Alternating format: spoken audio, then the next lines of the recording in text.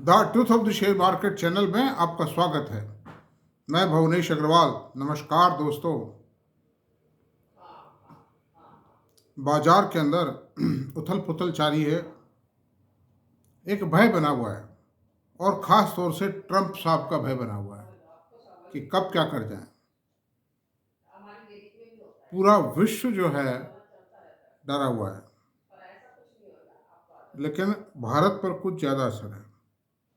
China में भी, China पर तो लगाई दी है 10% ड्यूटी, लेकिन उसके बावजूद भी चाइना के बाज़ारों के अंदर गिरावट नहीं है। और उसका एक कारण ये हो सकता है कि चाइना का जो मार्केट था पहले भी सस्ता था, तो सस्ता था तो उसके अपने और भी कुछ माइनस पॉइंट्स हैं। जैसे बहुत सी इंडस्ट्री वहाँ से लौट रही है, वहाँ का जीडीपी गिर रहा है, वहाँ की मतलब इकोनॉमी में उठाव आ नहीं रहा है। गवर्नमेंट ऑफ चाइना ने बहुत लंबा चौड़ा मतलब पैकेज भी दिया है, 20 ट्रिलियन या कितना 13 ट्रिलियन का दिया है, पैकेज दिया है, लेकिन उसमें इफेक्ट आ नहीं रहा है। तो कुछ ये भी बातें हैं कि साहब इंडिया के बाज़ारों से पैसा निकल के वहाँ जा रहा है, लेकिन मुझे गले नहीं उतरती बात। चाइना का बाज़ार पहले जब पैकेज की बात चली थी, जब भी उठा था 10% एक दिन में तेज हो गया था। वो खाली सेंटिमेंटल तेजी थी, न्यूज़ बेस्ड तेजी थी, जो बहुत चंद दिनों में ठंडी पड़ गई थी वापस। तो अंडर दी सर्कमस्टेंसेस दोस्तों, ऐसी कोई चिंता वाली बात नहीं है। ये दौर आते हैं और आते भी रहने चाहिए, क्योंकि correction correction gives a freshness to the market. बाजार की जितनी थकान है या बाजार में जितने मैनिपुलेशन कर लेने की अपॉर्चुनिटीज़ हैं, जो मैनिपुलेटर्स एंटर हो जाते हैं उस बाजार में, वो सब समाप्त हो जाता है। तो मंदी gives a lease of life to the share market. अब आप वो कहोगे यार कैसे आदमी हो, आप मंदी चाह रहे हो, ना तो आईपीओस में कमाई होती है। आप कोई शेयर खरीदोगे वो रिस्की है, रिस्की हुआ भी है, जिन्होंने खरीदा है मारे गए हैं, सबको नुकसान हुआ है। चाहे मैं हूं, चाहे कितना ही एनालिसिस कर दिया है, लेकिन अपने औकात पे ताके रहेगा कोई शेयर। एक ऐसा वातावरण पैदा कर दिया था कि अब तो मंदी कभी आएगी नहीं बाजारों में, लेकिन ये कुछ नहीं।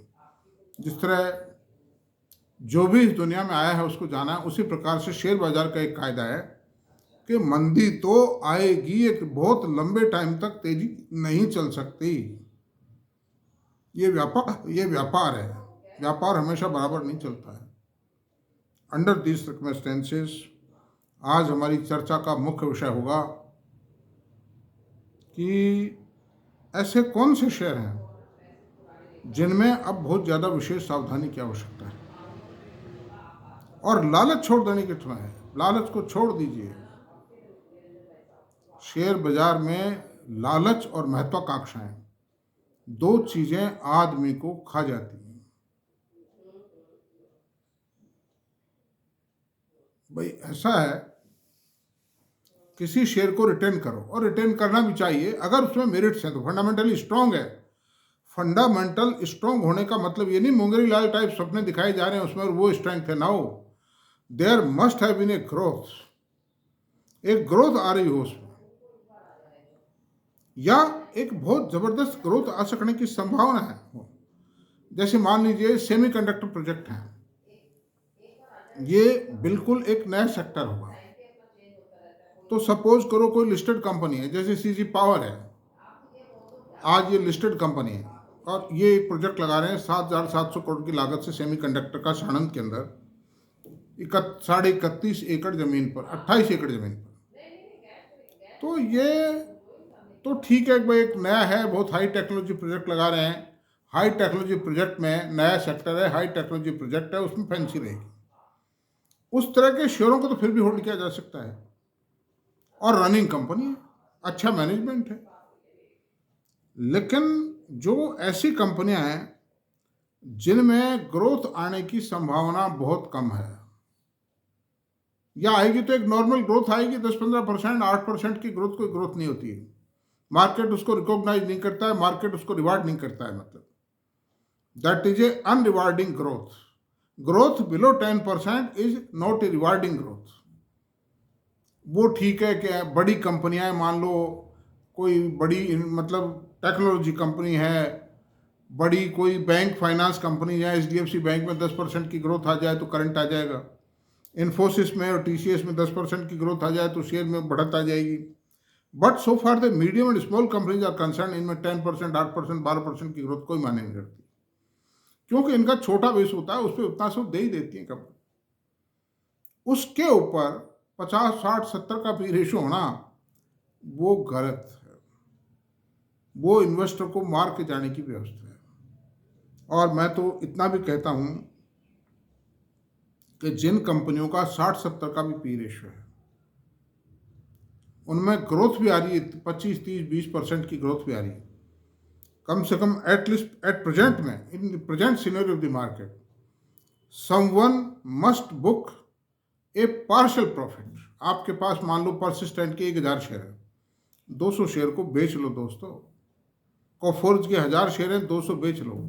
200 शेयर हैं, 20 शेयर बेच लो, कुछ तो आनंद लो उसका, वरना तो ये बाहर आके निकल जाएंगे। ठीक आईटी का शेयर है, बिल्कुल जीरो नहीं हो सकता, ये इनमें कोई बहुत बड़े घाटे नहीं हो सकते।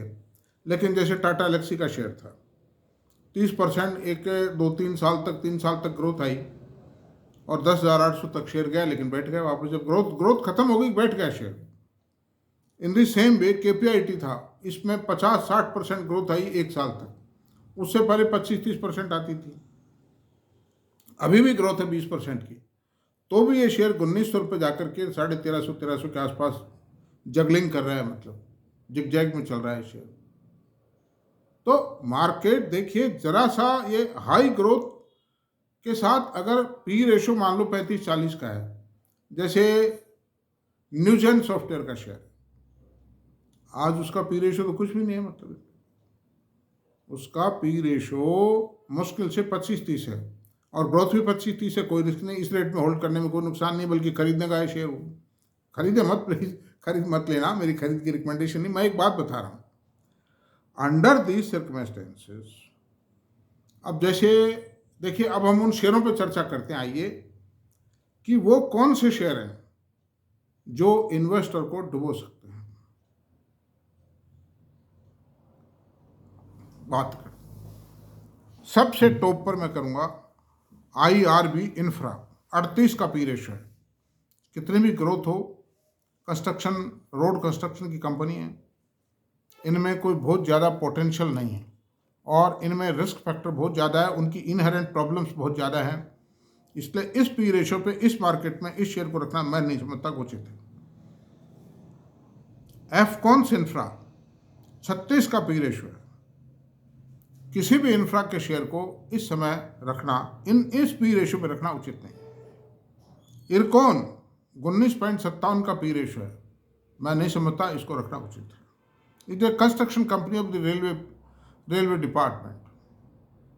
ये रेलवे भी काम नहीं करती, काम और जगह भी कर सकती है, काम मिलेंगे भी, काम होंगे भी, भारत सरकार का संस्थान है, लेकिन एक इन्वेस्टर के लिए ये फेवरेबल नहीं।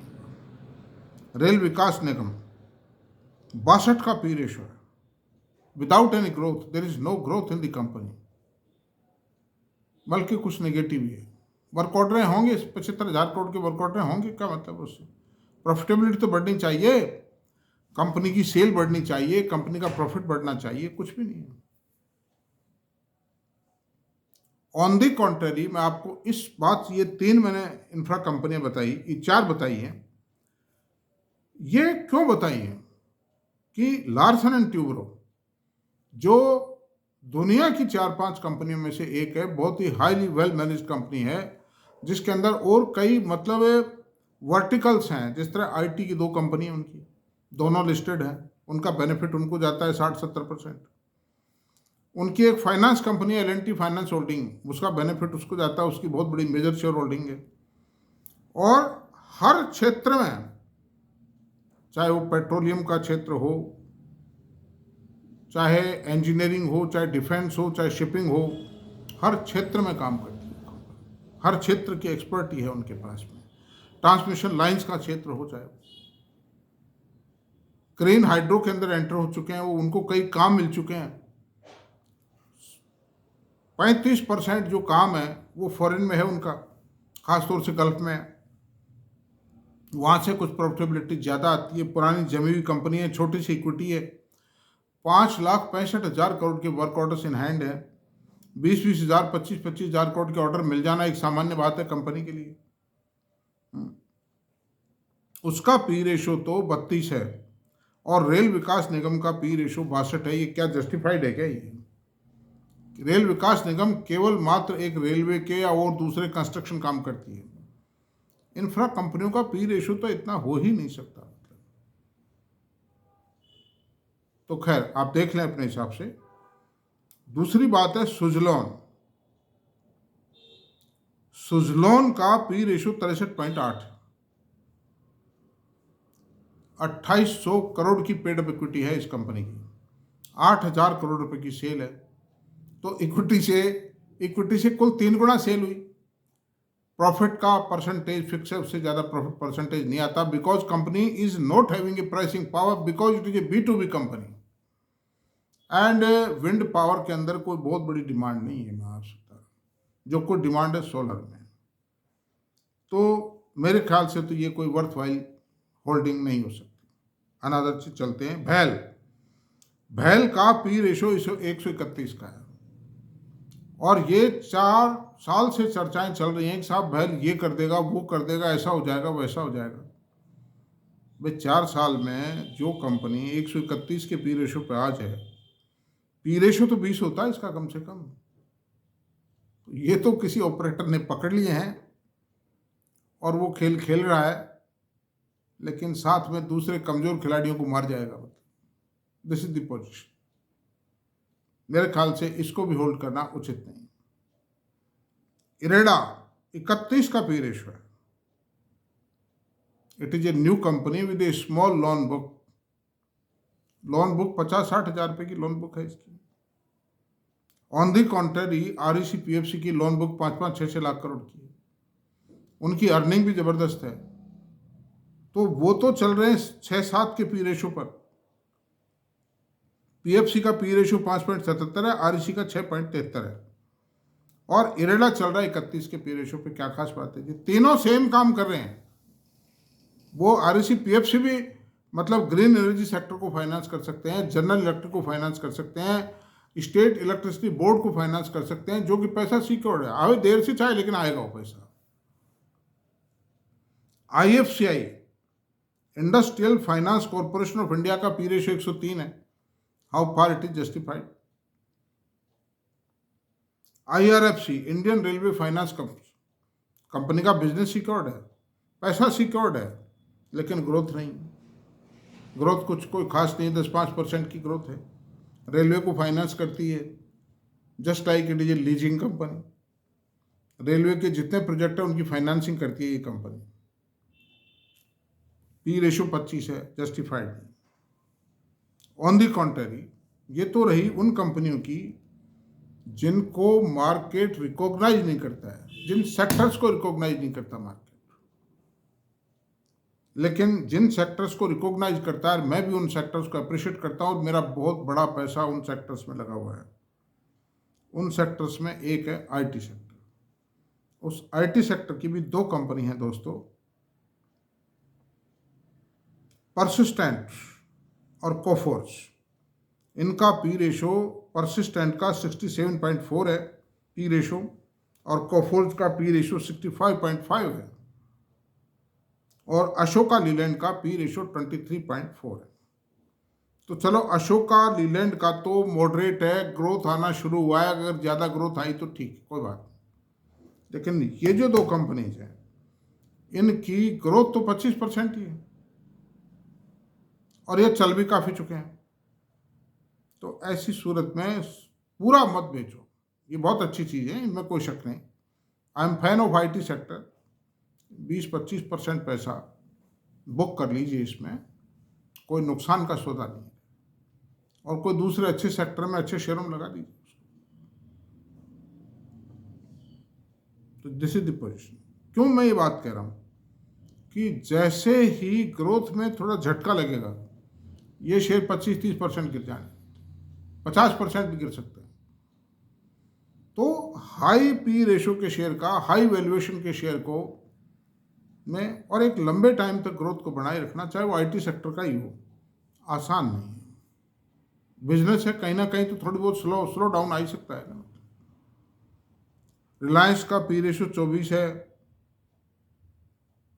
HDFC का पी रेशो बैंक का 18.6 है और लार्सन का 32.9 है। ये लीडिंग कंपनीज ऑफ इंडिया है, मतलब आप। इन्फोसिस का 29 का पी रेशो है, टाटा कंसल्टेंसी सर्विसेज का 30 का पी रेशो है। भाई इतना ही तो है कि उनकी ग्रोथ स्लो है या नहीं है इसमें, लेकिन कंपनियां डिविडेंड दे रही हैं, रिजर्व हैं, एसेट्स हैं कंपनियों की, बिजनेस है कंपनियों के पास, टेक्नोलॉजी है, ब्रांड है, सब कुछ है, ग्रोथ आ रही है उनमें, आना शुरू हो रही है ग्रोथ। तो क्या दिक्कत है जी? तो अंडर दी सर्कमस्टेंसेस दोस्तों, मेरा ये जो विश्लेषण है आपको पसंद आया हो, यहीं तक रहने देते हैं, चर्चा काफ़ी हो गई है और मेरा कोई रिकमेंडेशन नहीं है खरीद बेच की। आप लोग अपने स्तर पर या अपने फाइनेंशियल एडवाइजर से बात करके निर्णय लें। I don't recommend anything. और अगर आपको वीडियो पसंद आया हो तो प्लीज़ इसको सब्सक्राइब करें, लाइक करें, शेयर करें, कमेंट करें। Thank you very much.